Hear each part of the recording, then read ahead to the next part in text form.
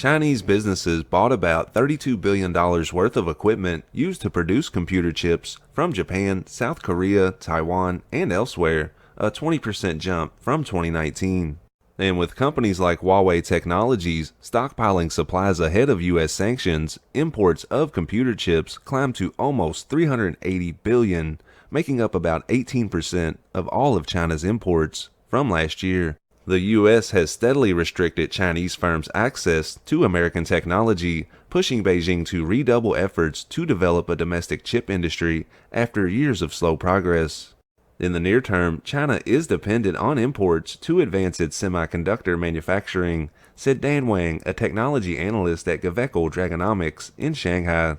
China does not yet have the capability to produce the advanced chip-making equipment it needs. The country is investing heavily, but success will require more than a decade-long effort.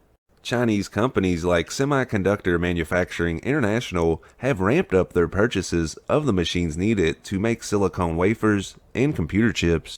With Huawei and other tech companies stockpiling chips ahead of U.S. restrictions, imports surged about 14% in 2020. Demand should continue to increase this year, with the Semiconductor Industry Association forecasting in December that global chip sales would gain 8.4%. When a group of Chinese warplanes simulated an attack on a U.S. aircraft carrier last week, Beijing was delivering a warning. The USS Theodore Roosevelt was entering the South China Sea, disputed waters that Beijing claims as its own, but where Washington insists on asserting freedom of navigation for everyone else, when 6 Chinese H-6K heavy bombers flanked by 4 J-16 fighter jets flew into Taiwan's air defense zone. That maneuver killed 3 birds with 1 stone. They signaled to the Americans that they regard the U.S. military as a destabilizing force here.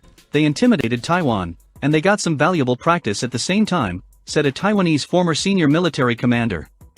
Over the past year, these operations have become a regular feature for China's People's Liberation Army in the Taiwan Strait. In October, Yin Taifa, Taiwan's defense minister, told lawmakers that the PLA had flown into Taiwan's air defense zone 253 times since the beginning of 2020. Taiwan reported another 230 such incursions, a steep increase in the following months. The escalation in Chinese Air Force activity has been widely interpreted as a sign of the unprecedented level of tensions between Beijing, which claims Taiwan as part of its territory and retains a threat to take it by force, and Taipei.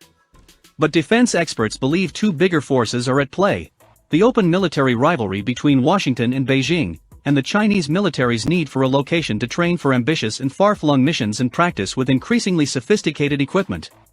Taiwan, however, is at greater risk because China, its main enemy, and the U.S., its unofficial security guarantor, have drifted towards confrontation, a course that analysts believe the Biden administration will struggle to alter.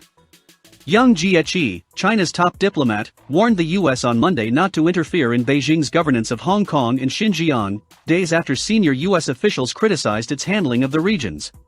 The majority of Chinese military flights enter the southwest corner of Taiwan's air defense identification zone.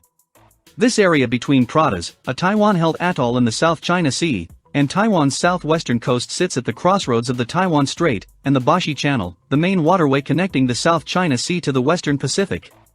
They are coming partly because the Americans are coming, said a senior Taiwanese government official. The U.S. military has been sending reconnaissance aircraft through the Bashi Channel with increasing frequency, and the Chinese are countering that. According to the South China Sea Strategic Situation Probing Initiative, a project backed by Chinese universities, large U.S. reconnaissance aircraft flew over the South China Sea 70 times in January. The U.S. Navy has challenged China's campaign to build up and militarize land features in the South China Sea since 2015, with so-called freedom of navigation operations. But over the past year, it has stepped up its activities with larger operations, including exercises involving aircraft carriers. Chinese aircraft close to Taiwan, the U.S. deployed to spy on Chinese aircraft invading Taiwan to take measures to support Taiwan. Taiwan reported that the U.S. spy plane had entered Taiwan's air defense detection area.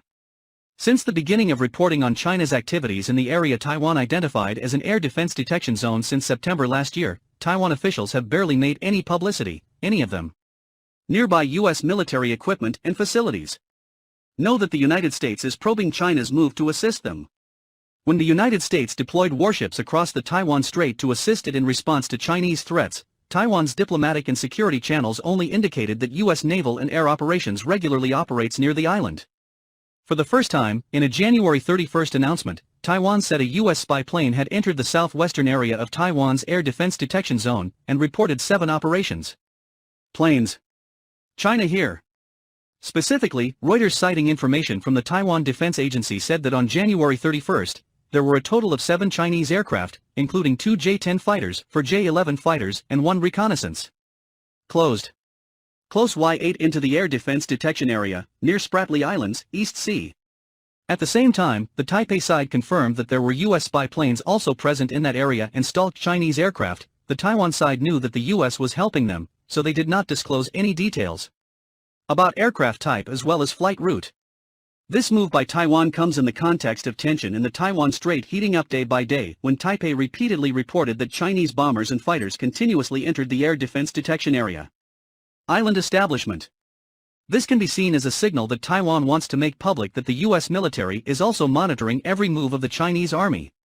The Beijing side asserted that this was a normal activity and threatened the ability to attack Taiwan if it continued to rely on the U.S. to deal with China.